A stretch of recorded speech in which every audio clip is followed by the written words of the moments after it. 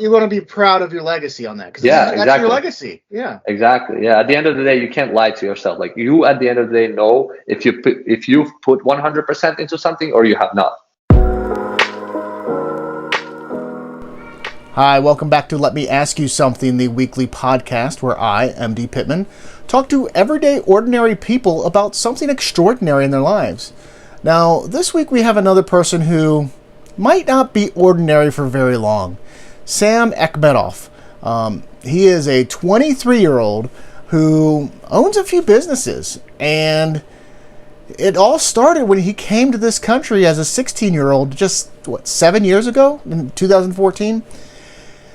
And his story is extraordinary, and it's fascinating of his drive. So he can do it a lot more justice than I am right now. So without further ado, here's my interview with Sam Akhmedov. All right, we are live. Welcome back to Let Me Ask You Something, the weekly podcast where I ask everyday, ordinary people about something extraordinary in their lives. We might not have somebody so ordinary this week. He is quite exceptional. He moved to the country as a 16-year-old, and he has now, at 23 years old, one of several businesses he started going right now at Jafton. So, Sam, let me ask you something here. What drives you? Right. Yeah. Thanks, Mike, for this kind introduction. And really, what drives me is a lot of things. I guess first of all, I am a believer in DNA having effect on you, and being a part of your character. Although for a long time, I did believe that it's not your natural like DNA. It's more like how you've been brought up, what kind of experience you had in life. But I do believe that it's like natural tendency to be driven and be motivated that comes from my parents, especially from my father, who is also an entrepreneur. And I guess that's genetics mainly, but also, as cheesy as it sounds, my goals, it's this desire to make an impact in my industry. So, talk a little bit about what you do. I'm kind of a meat and potatoes kind of guy. I grew up an athlete. Didn't grow up a lot around technology or have that initiative. So, tell me what is it that you do? Yeah, so my partner and I, we run multiple brands, multiple companies, so to say. But one of them is but all of our companies we can divide into like two types of companies, right? One is like a service side with the agencies like serving clients. Another one is like a more automated, that's a product side, right? Where we create our own product, but everything is in tech. So we only do tech businesses. And one of our main businesses is Jafton.com, which is a consultancy agency, more of like an outsourced development, custom software development company for hire. So like you can hire our company to build anything from mobile applications to complicated software for like a custom CRM, for example, right? And our clients range anywhere from startups to mid-sized companies to government agencies. We do a lot of work with the government since last year. Okay. That's kind of main thing. And on our product side, we have Mist.com, which is a remote work automation product. So it's for small businesses who accept payments, who have paid consultations, who need video conferencing, who need calendar, everything integrated in one product. That's Mist.com. And we're also launching few new products that we're going to be announcing soon. All right, I'm gonna get into a little bit about why you chose this field to focus on, but I wanted to kind of move back here a little bit. So in 2014, you moved to the U.S. at 16 years old by yourself. That is kind of daunting. I'm a 16-year-old moving to a new country to come to high school. So what made you? Why did you move to the U.S.? Yeah, so it's actually funny. Like I can say I ended up in the U.S. I didn't really intentionally move here. Like it's funny how I'm not such a big believer in like faith and things like that, but it sounds like it sometimes, when you look back, because I was initially really wanting to study abroad, right, when I was in Uzbekistan, but I also was a huge like a patriot, so I never intended to move. I only wanted to go study, and I've been in the UK in 2012, and that's when I really fell in love with the country, with the United Kingdom. So I wanted to really go study there, and I was applying to different schools. I was preparing. I was learning English really hard, just to pass that language test to be able to be accepted to like a high school in the UK. They call it college there. So, anyways, I get into a few different colleges. I get scholarships, and I'm ready to leave. It's summer of 2014, so 7 years ago, around this time exactly. And funny thing, the agency that was helping me find those schools, for whatever reason, they applied for some American schools as well. And in particular, one of them happened to be a very elite school in Massachusetts called the McDaffie School, and they offered a pretty solid scholarship, And so my parents were like, wow, this is very attractive. You got to take this offer. So they really convinced me into doing that, although I really didn't want to come to the US. You had your heart set on the UK. Yeah, I had it. And honestly, I still like the UK, but looking back, I think that was the best decision in my life because I really dearly love the United States. And in the process of studying here, being in college, being in high school, I really kind of fell in love. Not right away. I would say like around 3 years ago is when I decided to really stay here and not, and really become like a permanent resident. And I recently actually got my permanent residency here in the US after 7 years of living here. But yeah, that's kind of my story, So you earn a bachelor, or an associate's in business degree. Administration. Yep. So what did you, business administration, that's a pretty general degree. What made you focus on tech? What drew you to the tech field? Yeah. So I grew up really wanting to be in tech, right? And I always knew I was going to be an entrepreneur, but tech was also another passion of mine. But when I was here, I had a few ideas for like startups, I guess. And I thought that, you need to know how to be able to program yourself, like write code in order to build a tech company. So I got into school actually initially to New York Institute of Technology, to electrical engineering major. And like halfway through my first year in college, I realized, well, actually, I could actually focus on my strength instead of my weaknesses. And my weakness was actually, I was good at math, but for whatever reason, I could not code. Like I could just not learn. I wasn't able to learn how to code. And I realized I could either struggle here for 4 years, trying to learn how to code, or I could just switch my majors and really focus on business, Yeah. So that's what I ended up doing. I switched to business administration, and then halfway through college, I realized actually, okay, I want to be an entrepreneur. Now I don't need to know how to code. I could hire engineers, right, to do what I want. So, but in college, they were not really teaching me how to be an entrepreneur. Like business administration, most of the schools at least teaches you how to work for a business, how to be an accountant, how to be a manager, how to be whatever employee for a business, but not the employer.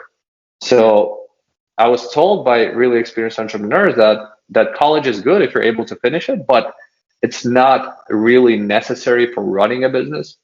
So I ended up, long story short, starting my own business. My first business was actually not in tech. It was a sport nutrition distribution company.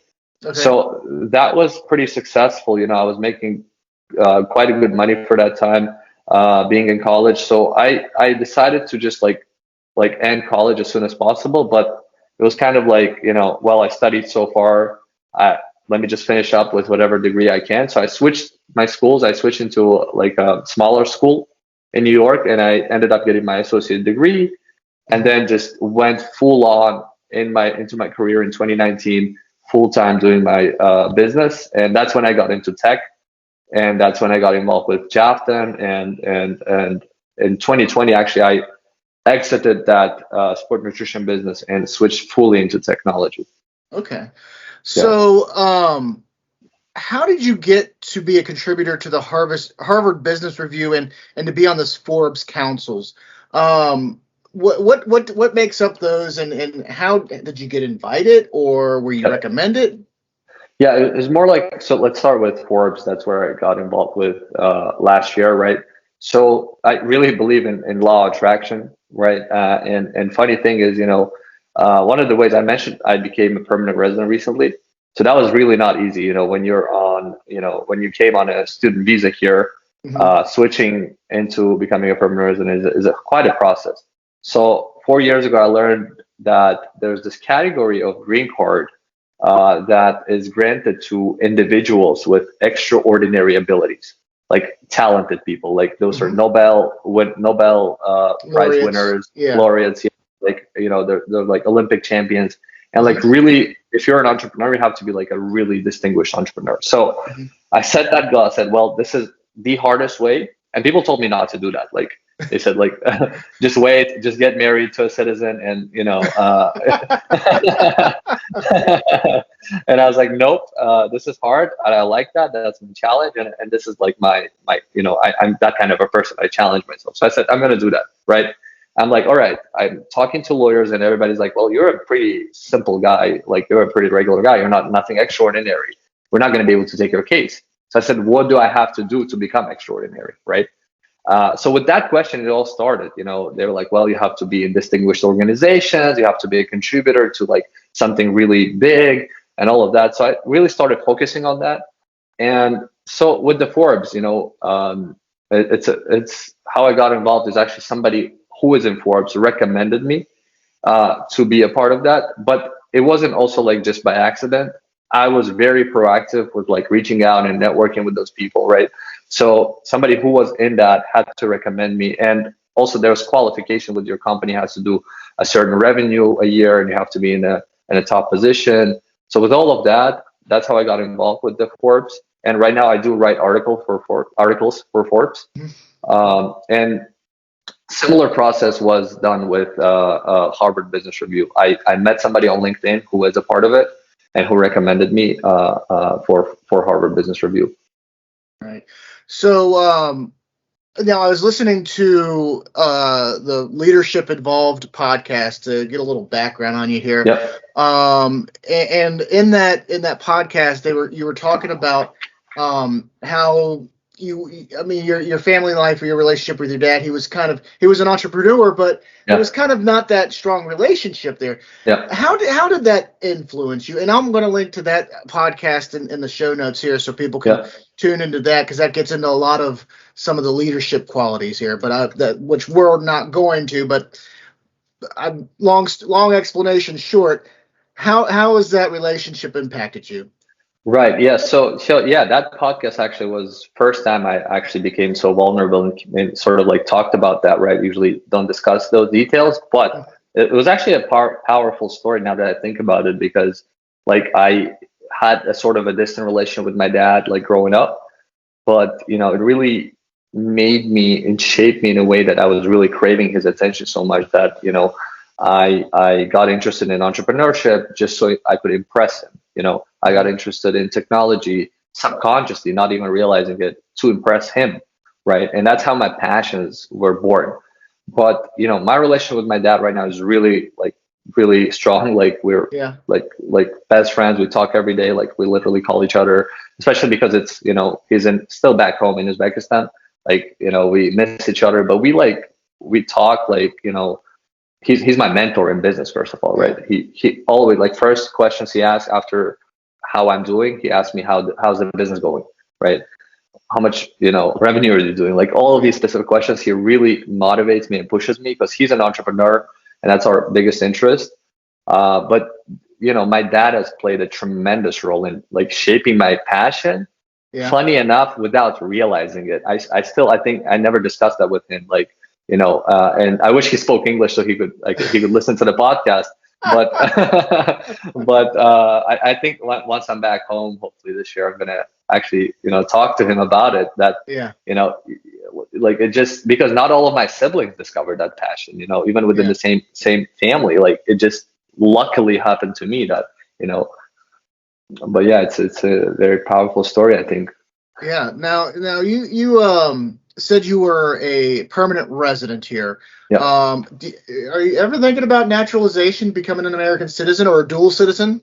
Yeah, no, 100%. Like I said, I was not such a fan of the United States before, but having lived here for a long time, I really think this is like the most fit country for me, at least for now. Mhm. I know how my mind changes because I've lived in 4 different states, and every time I've moved to a different state, I'd say that's the best state ever.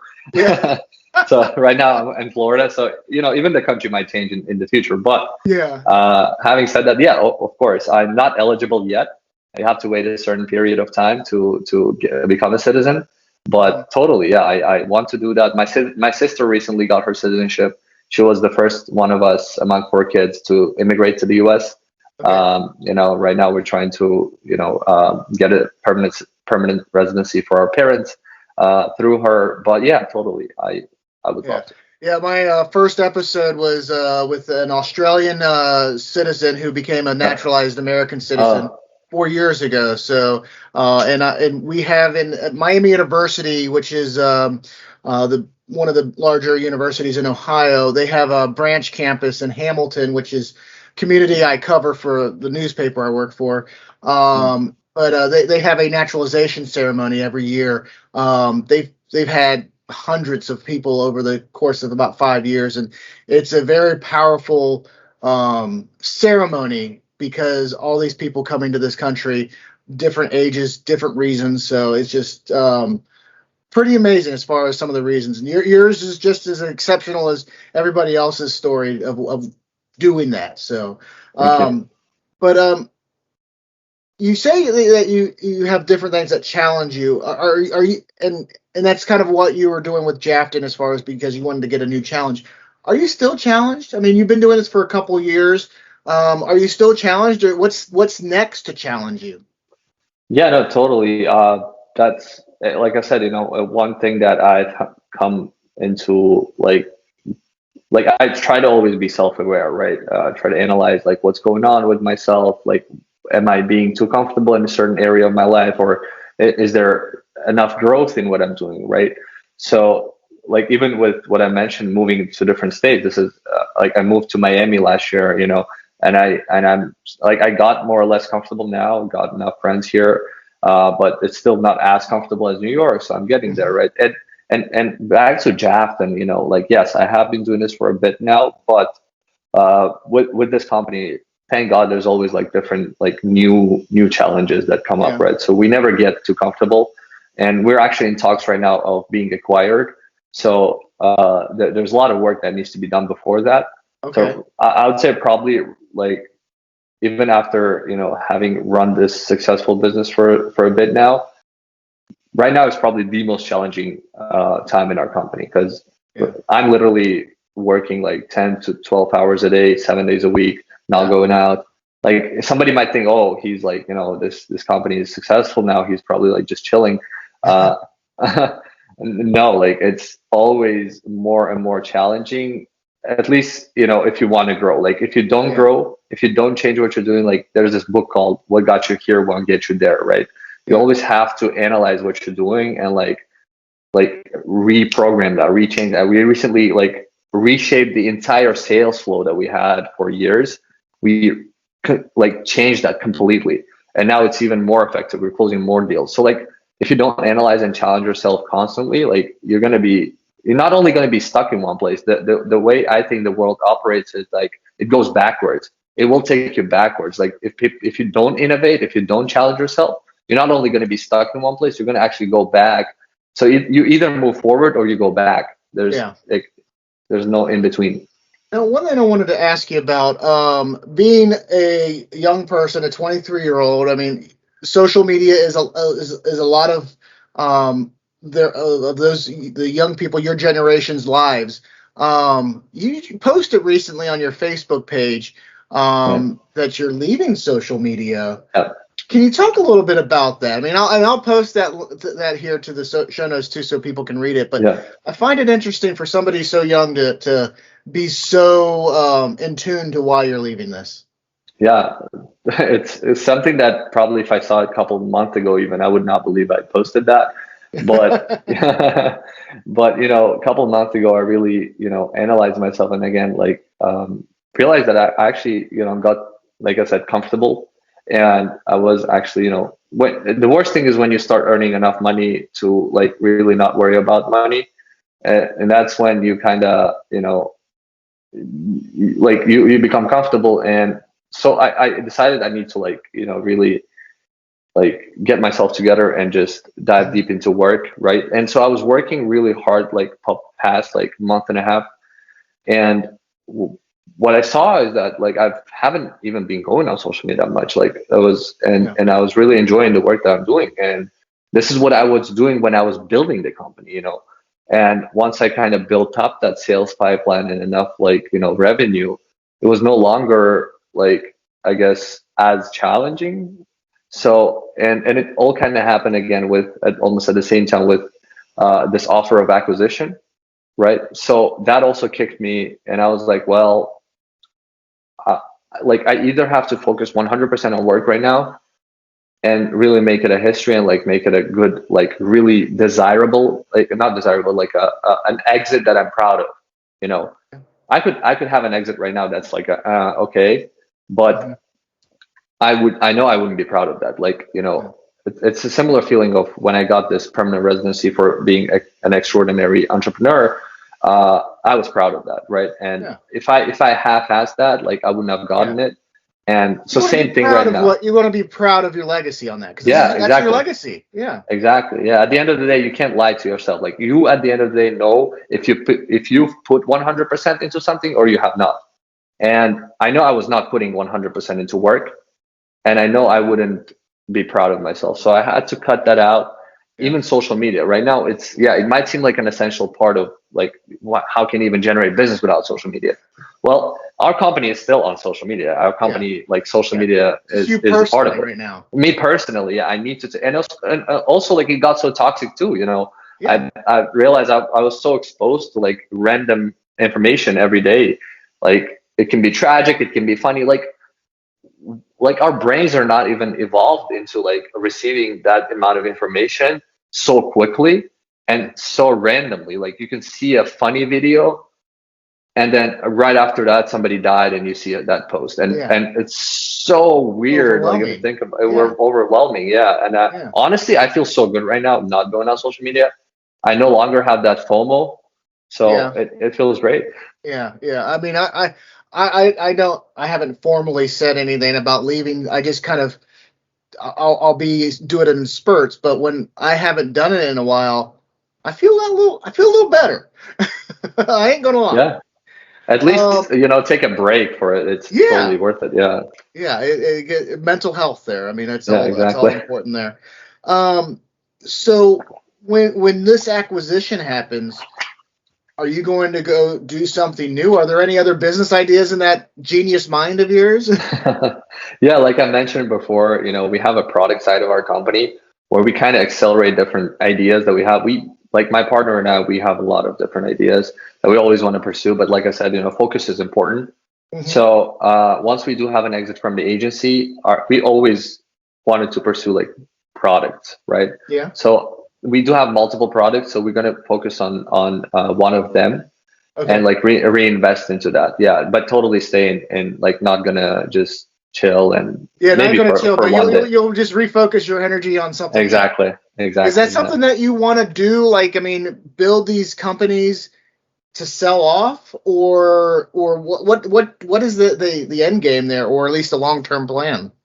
Yes. Well, yeah. I mean, it's funny. Like in the U.S., there's this whole culture of like building companies to sell them, right? Hmm. And having the exit is a cool thing. But I only think that having an exit from something that like you might not 100% enjoy is a good thing. But I think if you're into something, uh, even after selling, like a lot of founders stay within the company.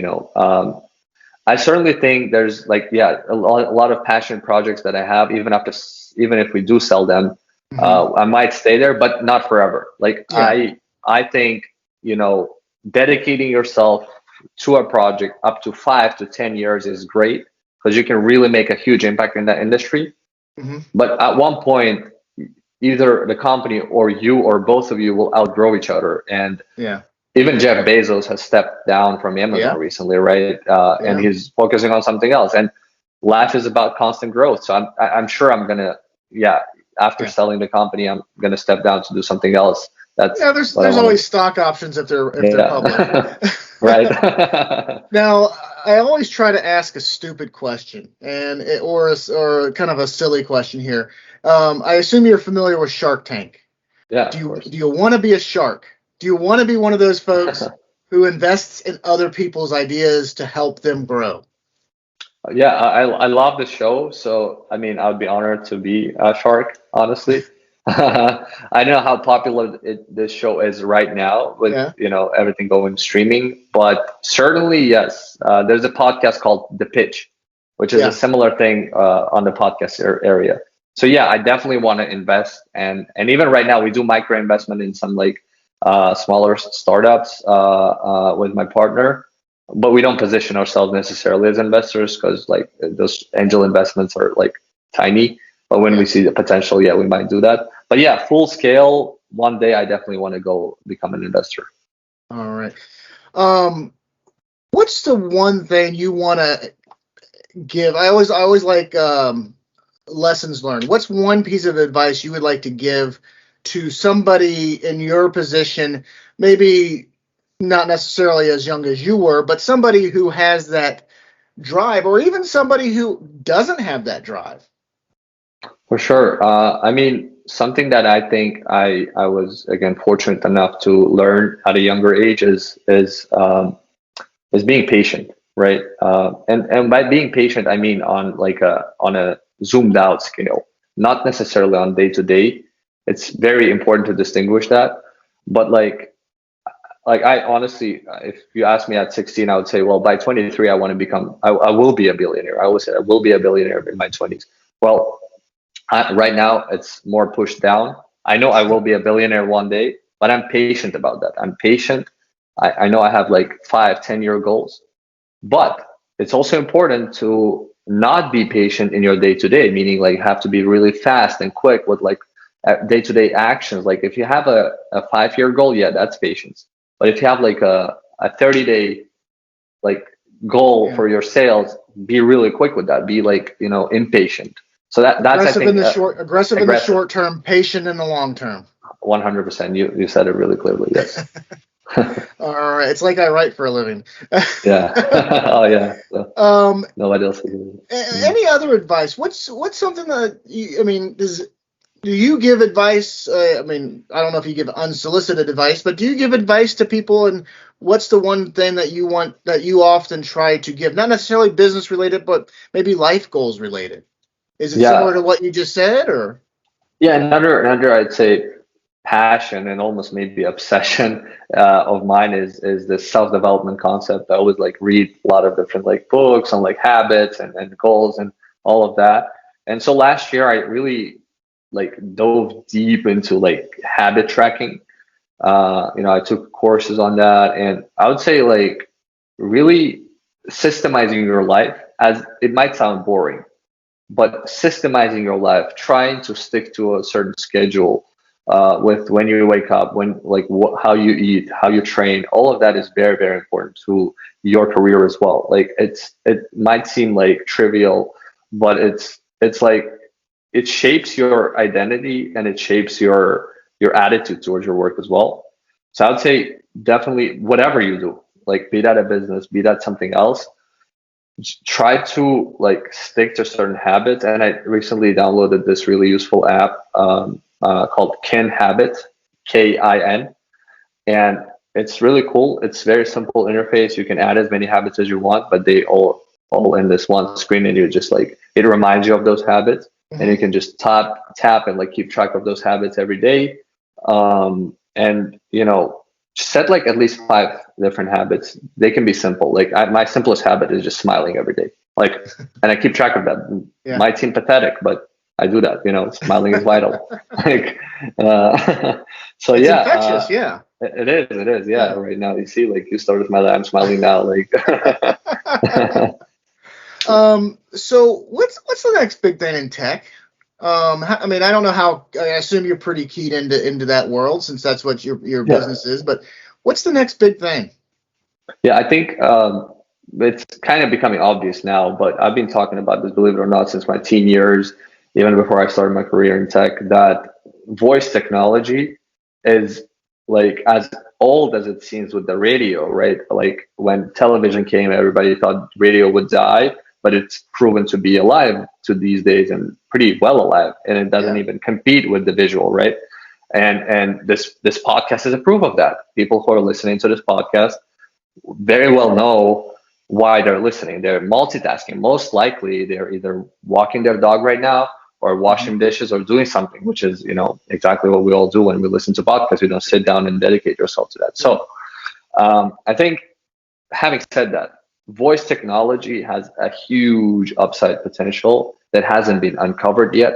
And that is very much coming in the next 10 years because the conversational interface is so much different than a visual interface. Like Mhm. when the computational and like visual interface has become a thing, you know, with our computers, with our phones, it changed our lives, right? Or revolutionized our lives. I think voice technology, when it becomes as accessible and as intuitive, it will change our lives in the same magnitude, if not bigger, because right now we have all these like speakers like Google Home and like I Mhm. don't know if you have one in the room. I don't want to say her name, but Yeah. you know who I'm talking Yes. about, right? No, I don't have So, one in this room here. So. but yeah, but you definitely have one at home, which is Yes. how 100 million households in the world right now have those smart speakers already to this day, and it's a growing number. So right now they're pretty, for lack of better word, dumb, right? But imagine down the road, it gets so smart that you can sustain a full conversation, just like you're sustaining a conversation with me. Yeah. And that's when it will really take over because so many of these mobile applications that we're using right now have become like multi-billion dollar companies just on top of iPhones and Androids. Now there's a similar opportunity to for a second round of new startups, new companies that will build on top of voice. And imagine like whatever you do on your phone right now, like we're doing so many things. We're ordering food on our phone, we're ordering groceries, we're like chatting to our phone. Everything is on our phone. At least half of it is going to transfer into voice, and and that's where I see a huge opportunity, and that's where we're actually building a lot of our like upcoming products that we're going to be focusing on once we make an exit from Jafton Yeah. is going to be in the voice space. Okay. So I just want to know if my phone will actually put down what I actually say when I do voice to text, because sometimes Yeah. it doesn't work. Yeah, but very much down the road, it's going to be so clear. It's going to be like very intuitive. Now, we're getting a little long on time for what I like to have on here, but what's something that, I mean, I asked about what advice you would give to folks, but what's something that you receive? What advice did you receive as a young fellow, even though you're still young, but somebody did somebody get what advice did somebody give you that sticks with you today? Oh, that's a big one. So yeah, I mean, I'm a huge fan of Gary Vaynerchuk. If you know those who listen to him probably already know this from what I've been saying, because he's really like, even though I never met him yet, um, he's instilled a huge like mindset change in me. Like when I started listening to him like 4 years ago, one of the things that he actually advises is finding somebody. So like if you want to break into an industry really like quickly, the Mhm. fastest and most like safest, so to say, way is to find a mentor who's already where you want to be down the road and just stick to him and work with him, right? And and this is how I actually broke into this industry of technology, right? I found a mentor who's now my partner, but I was initially working for him, first for free, then for just commission based, and now I'm a co-owner in the businesses that he does. And that was purely by not just sticking to him. When I say sticking, people just might think, oh, yeah, I just have to work for somebody. No, you have to just over deliver the value. You have to be that guy who goes an extra mile, works so dedicated, and that's when you're going to achieve bigger things for that person, and that's where you're going to stand out in front of him or her. So finding a mentor who's already there where you want to be and just really providing a tremendous value to them for whatever cost is, I think, the biggest advice I've got that changed my life. Yeah, and probably with mentors, a lot of people want to mentor people. Some don't. So don't be discouraged if somebody you pick doesn't want to be the mentor, because not everybody's cut out for that. They're not coaches, so to speak. And it's Bobir, that's your mentor, your business partner. Yeah. Yep. All right. Well, great. Anything else you'd like to say before we wrap up here? No, honestly, I enjoyed the show. Thank you for having me here.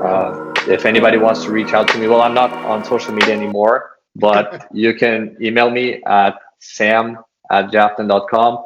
Yeah. And I'm the kind of person who likes mentoring, so you can ask for advice. All right. Well, great. Well, we'll make sure all that's in the show notes here. But Sam, I appreciate it. And I did not want to pronounce your name because I didn't want to mess it up, but it's Akhmedov, right? Akhmedov, yep. Akhmedov. Yep. Sam Akhmedov, or Akhmedov. Thank you very much for being on my podcast. Thank you so much for having me, Mike.